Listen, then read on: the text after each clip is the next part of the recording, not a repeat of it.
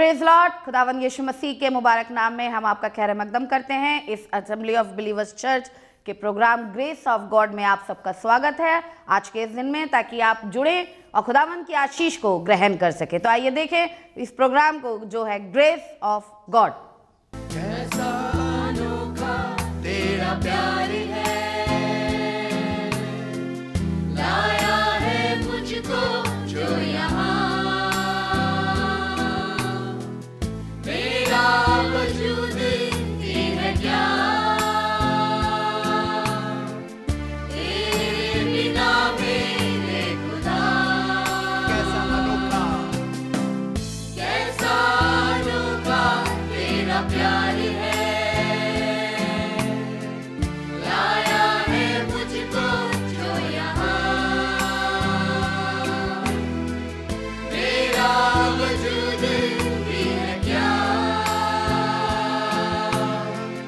तेरे बिना मेरे खुदा। तू हर पल साथ है, तेरा एहसास है, तुझसे ही आस है प्रभु। झूलूं तुझे, पालूं तुझे, ये आरज़ू है प्रभु। झूलूं तुझे, पालूं तुझे, ये आरज़ू है प्रभु। ये आरज़ू है प्रभु। हर लम्हा तुझ में ही हो, हर पल तेरे ही संग हो यीशु। हर पल तेरे ही संग हो यीशु। हर लम्हा तुझ में ही हो, हर पल तेरे ही संग हो यीशु। हर पल तेरे ही संग हो यीशु। तुझसे ये दुआ है मेरी, महिमा मैं करूं तेरी। तुझसे ये दुआ है मेरी, महिमा मैं करूं तेरी। तू हर पल साथ है, तेरा एहसास है, तुझसे ही आस है प्रभु। झूलूं तुझे, पालूं तुझे, ये आरज़ू है प्रभु। झूलूं तुझे, पालूं तुझे, ये आरज़ू है प्रभु। ये आरज़ू है प्रभु। करता है मुझसे प्यार तू, है मेरे कितने पास तू यीशु। है मेरे कितने पास तू यीशु। करता है मुझसे प्यार तू, है मेरे कितने पास तू यीशु। है मेरे कितने पास तू यीशु। तस्वीर मेरी है बनी, हाथों में तेरे मसीह। तस्वीर मेरी है बनी,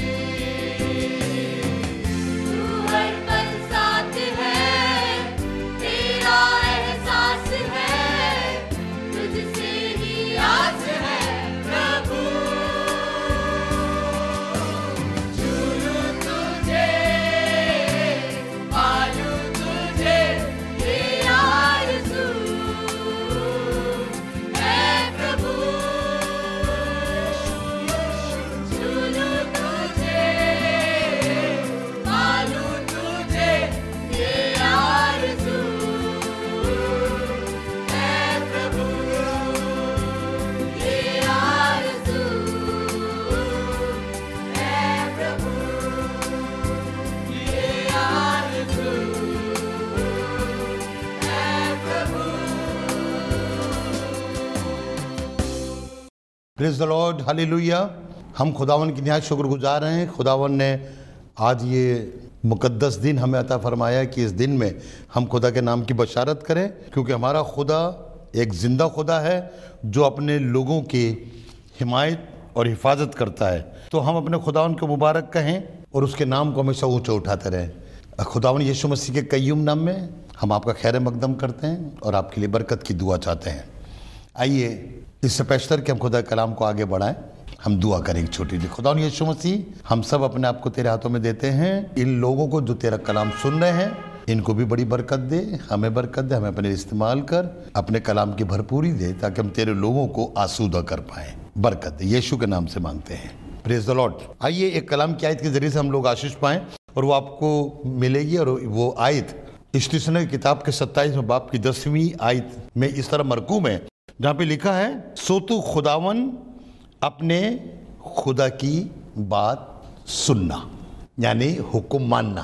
कोई बात कही जाए तो उसको सुन लेना। बाइबल बताती है खुदावन ने सुनने पे यानी हुक्म मानने पे बड़ा जोर दिया है। हम खुदावन के लोग बस गलती यही करते हैं कि हम खुदा की सुनते नहीं है। हम दूसरे की सुन लेते हैं, हम खुदा की नहीं सुनते हैं। और खुदावन चाहता है कि हम उसकी सुने। आदम और हव्वा ने जब तक खुदा की सुनी, इब्तिदा में खुदा ने जब सारी कायनात को बनाया और छठे दिन आदम और हव्वा को उसने बनाया, तो उनसे एक बात कही कि तुम सारे फल खा लेना, सब पेड़ के, भाई इन 2 पेड़ों का फल मत खाना। और जब तक सुनते रहे तो बड़ी उनकी जिंदगी खुशनुमा नहीं। और बाइबल में लिखा है कि जितने जानवर उसके पास आए, सारे जानवर आदम और हव्वा से पहले बने थे। और जितने जानवर आदम और हव्वा के पास आए और जो जो नाम उसने दिया, वही नाम आज तक कायम है। और जानवर उसके साथ रहते थे, बैठते थे, उसे कोई डर और खौफ ना था। और जब तक उसने खुदा की सुनी तो खुदा रोज ठंडे वक्त में उनसे मिलने आता था। लेकिन जिस दिन उन्होंने खुदा की ना सुन के किसी और की सुनी, तो उनकी जिंदगी तबाह हो गई। जहां बड़ी खुशी से रहते थे, जहां बड़े बेपरवाह थे, उन्हें मेहनत नहीं करनी पड़ती थी किसी काम की, खाने के लाले नहीं पड़ते थे, और सबसे बड़ी बात खुदा मिलने आता था। और जिस दिन उन्होंने किसी और की सुन ली, बागे अदन से निकाल के बाहर खड़ा कर दिया। और देखिए, जब बागे अदन से निकाला तो खुदा ने एक बात कही, आए आदम, आज के बाद तू मेहनत की रोटी खाएगा। आए औरत, तू दर्द के साथ बच्चे जनेगी। इसके माने पहले सारे काम बड़े आराम से थे, कोई परेशानी नहीं थी। लेकिन जब उन्होंने खुदा की ना सुनकर किसी दूसरे की सुन ली, आज भी दुनिया में लोग खुदा की ना सुनकर दूसरों की सुनते हैं। देखिए, क्या हमारा खुदा इतना छोटा हो गया है कि वो सिर्फ छोटी बीमारी ठीक कर सकता, बड़ी बीमारी नहीं ठीक कर सकता। मैंने बहुत से मसीहों को देखा है जिनको पीलिया हो जाता है, तो वो कहीं जाते हैं झड़वाने के लिए, गले में वो डलते माला कि बाला लंबी होती रहेगी, आपका पीलिया ठीक हो जाएगा। किसी की सुन लेते हैं। आपने बहुतों के अंगूठों में काला धागा बंधा हुआ देखा होगा। किसी ने कहा, तुम्हारी नाव बार बार उतरती चढ़ती है, तुम भी काला धागा बांध लो अंगूठे में, तो तुम्हारी नाव ना तो उतरेगी ना चढ़ेगी। उन्होंने किसी की सुन ली। आज लोग यही खता कर रहे हैं, खुदा के और खुदा के खादिम के ना सुनकर दुनिया की सुन रहे हैं। हमें खुदा का हुक्म मानना है। खुदा ने हमें दुनिया में रखा इसलिए कि हम उसके हुक्म को माने, उसकी बातों को सुने। सैमुएल की तरह कहें, फरमा तेरा बंदा सुनता है। हम दूसरों की बातों को दरकिनार करें। लेकिन मैं एक आपको बात बताना चाहता हूं, अगर हम खुदा की बात ना सुने, उसकी बात को इनकार करें, तो मैं कलाम की एक आयत से आपको बरकत देना चाहूँगा। और लिखा है 11वां बाब 28वीं आयत में, खुदा ने कहा, और लानत उस वक्त जब तुम खुदावन अपने खुदा की फरमा बरदारी ना करो। और इन्होंने कहा, श्रापित है वो आदमी जो खुदा की आज्ञा को नहीं मानता। जो खुदा का हुक्म नहीं मानता, खुदा ने उसको श्राप दिया, उसको लानती ठहराया है। हम खुदा की बातें मानना शुरू करें, हम खुदा के हुक्मों की पैरवी करनी शुरू करें। और अगर हम उसकी बात नहीं मानेंगे तो हम सबसे ज्यादा लानती हो जाएंगे। खुदा ने 2 ही चीजें तो रखी हैं, लानत या बरकत। और खुदा चाहता है उससे लोग बरकत को रिसीव करें। लेकिन आज बहुत से लोग दुनिया में लानत की जिंदगी जी रहे हैं। बहुत कमाते हैं फिर भी उनकी जिंदगी खुशनुमा नहीं है। बहुत कमाते हैं लेकिन रहने के लिए उनके पास उत्तम मकान नहीं है। बहुत कमाते हैं लेकिन उत्तम कपड़े नहीं हैं। पता नहीं कहाँ चले जाते हैं पैसे। ये खुदा की लानत है। खुदावन अपने लोगों को लानत नहीं देना चाहता। खुदावन मेरे और आपसे ये फरमाना चाहता है कि हम खुदा की बातों को सुनकर दरकिनार ना करें, क्योंकि कलाम में खुद लिखा है, बाइबल में लिखा है, पहला शमूएल 15 बाब और उसकी 22वीं आयत को आपके आगे पढ़ता हूं। यूं लिखा है, शमूएल ने कहा, क्या खुदावन सोख्तनी कुर्बानियों और ज़बहों से इतना ही खुश होता है जितना इस बात से कि खुदावन का हुक्म माना जाए। खुदावन कुर्बानी से इतना खुश नहीं होता जितना वो अपने हुक्म के माने जाने से खुश होता है। हम खुदा के हुक्म की पैरवी करें। जब जब लोगों ने खुदा का हुक्म माना तो खुदा ने सिर्फ उनको ही बरकत नहीं दी बल्कि उनके पूरे घराने को बरकत दी। कलाम इस बात का शाहिद है। रोमियो 5:19 में लिखा है, क्योंकि जिस तरह एक ही शख्स की नाफरमानी से बहुत से लोग गुनहगार ठहरे। एक ही शख्स की नाफरमानी से, कौन सा शख्स? इब्राहिम। जब एक ही शख्स की नाफरमानी से बहुत से लोग गुनहगार ठहरे, नाफरमानी एक ने करी और गुनहगार बहुत से लोग हो गए। आज सारी दुनिया में गुनहगार लोग वो हैं जो कि आदम के खून में चल रहे हैं। क्योंकि जिस तरह एक ही शख्स की नाफरमानी से बहुत से लोग गुनहगार ठहरे, उसी तरह एक की फरमाबरदारी से बहुत से लोग राज़बाज़ ठहरेंगे। अगर घर का एक आदमी खुदा का हुक्म मानने लगे तो खुदा उसके घर को बरकत देता है। यहां तो यीशु मसीह ने फरमाबरदारी करी, आदम ने नाफरमानी करी तो गुनाह हमारे जीवन में आ गया। तभी तो दाऊद करम में गुनाह की हालत में पैदा हुआ, क्योंकि आदम का खून हमारे अंदर है। हमने यीशु मसीह के खून को अपने अंदर लेना है ताकि आदम की नाफरमानी हमारे अंदर से बाहर निकल जाए और खुदावन की फरमाबरदारी हमारे अंदर आ जाए। हम गलती यही करते हैं, हम आदम के खून को आज तक अपने साथ लिए हुए हैं। काश कि हम यीशु मसीह के खून को अपने साथ लें ताकि खुदावन हमें राज़बाज़ ठहराए। फिलिपियों 2 बाब और उसकी 6 आयत से मैं आपके आगे पढ़ रहा हूं। उसने अगरचे खुदा की सूरत पे था, खुदा के बराबर होने के कब्जे में रखने की चीज ना समझा, बल्कि अपने आप को खाली कर दिया और खादिम की सूरत इख्तियार करी और इंसान के मुशाबे हो गया और इंसानी शक्ल में जाहिर होकर अपने आप को पस्त कर दिया। खुदा की सूरत पे था, इंसान की सूरत इख्तियार ले ली और अपने आप को पस्त कर दिया। आसमान और जमीन का खालिक और मालिक ने अपने आप को पस्त कर दिया। या हमारे पास थोड़ा सा रुपया आ जाता तो हम अपने आप को पस्त नहीं करते, अपने आप को शो करते कि हम क्या हैं, बड़े बताते हैं सबको उछल उछल के। आज हम उस होटल में गए, आज हमने वहां की सैर व तफरी करी, पस्त नहीं करते। ये तो आसमान का और जमीन का खुदा है, सारी कायनात इसका हुक्म मानती है, लेकिन इसने इंसान के यूं लिखा है कि इसने इंसानों के मुसाबे हो गया और इंसानी शक्ल में जाहिर होकर अपने आप को पस्त कर दिया और यहां तक फर्मा बरदार रहा। कौन? यीशु मसीह। और यहां तक फर्मा बरदार रहा कि मौत, बल्कि सलीबी मौत गवारा करी। आदम फर्मा बरदार नहीं रहा, आदम ने अपने आप को पस्त नहीं करा, लेकिन मेरे यीशु ने, आपके यीशु ने इतना फर्मा बरदार बना कि अपने आप को पस्त करा। और जब हम अपने आप को पस्त करते हैं तो खुदावन हमें ऊंचाई का जीवन देता है, जैसे यीशु मसीह के साथ लिखा। जब उसने लिखा है सलीबी मौत गवारा करी, इस वास्ते खुदा ने भी उसे बहुत सर बुलंद किया। जब आप अपने आप को पस्त कर लेते हैं, जब आप फर्मा बरदार बनते हैं, गलती तो यही कि नाफरमानी हमारे खून में दौड़ रही है।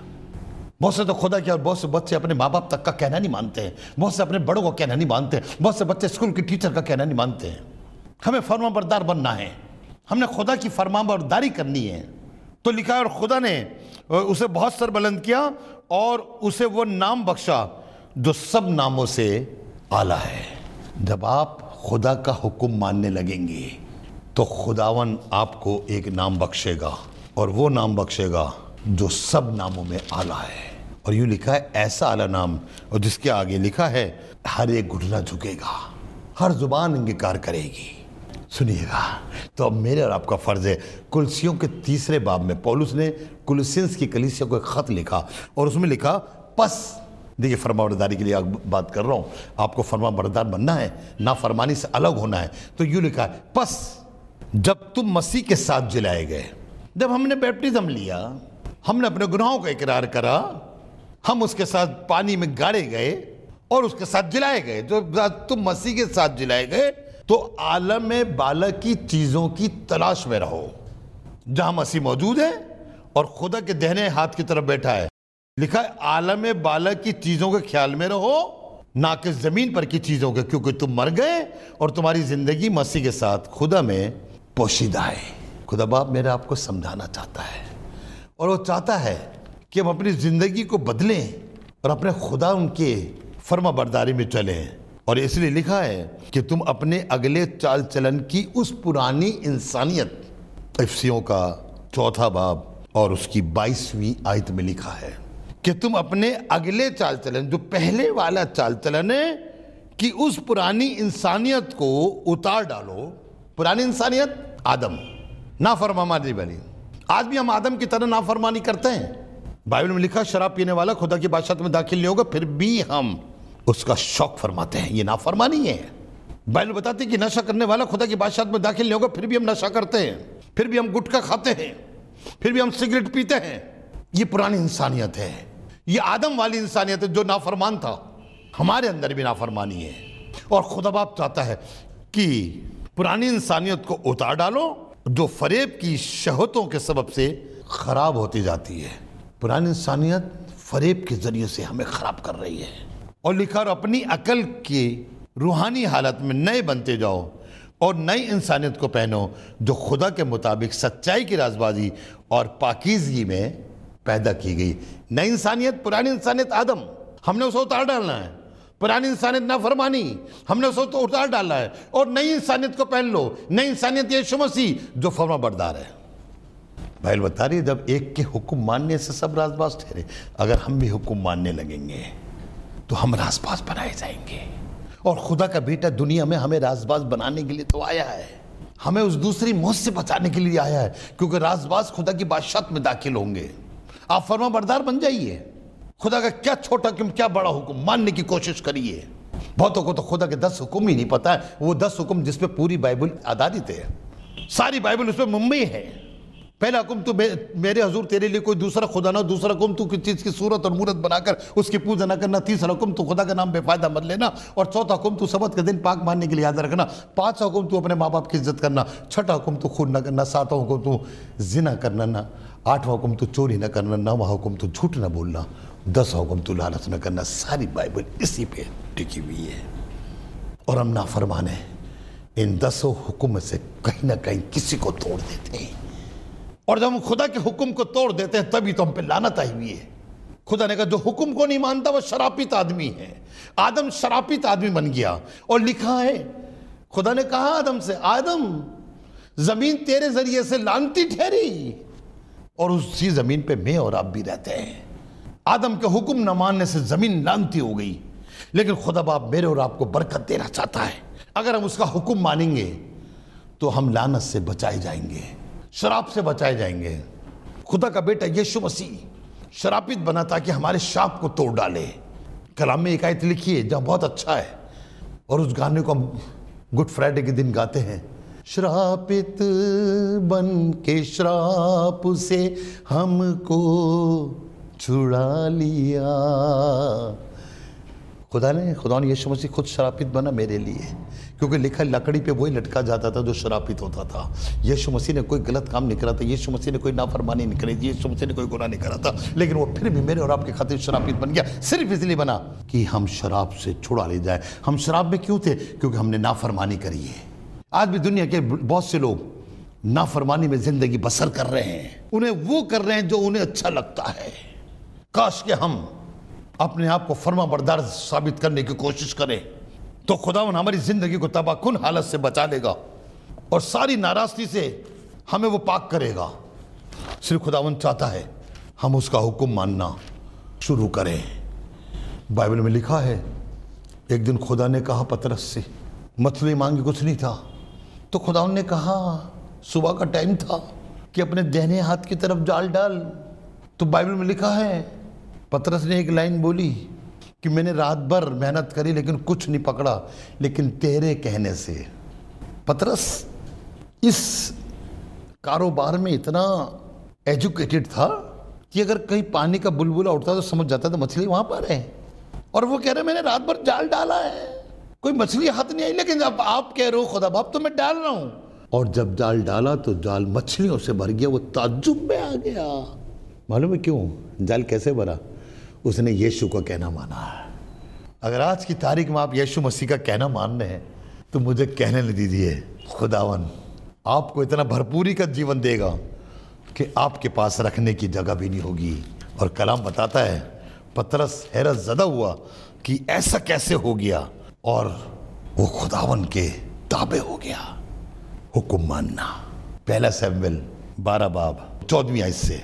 अगर तुम खुदा से डरते, बड़े ध्यान सुनिएगा, अगर तुम, ये लाइन आज मेरे लिए और आपके लिए है, अगर तुम खुदा से डरते और उसकी परस्तिश करते और उसकी बात मानते रहो।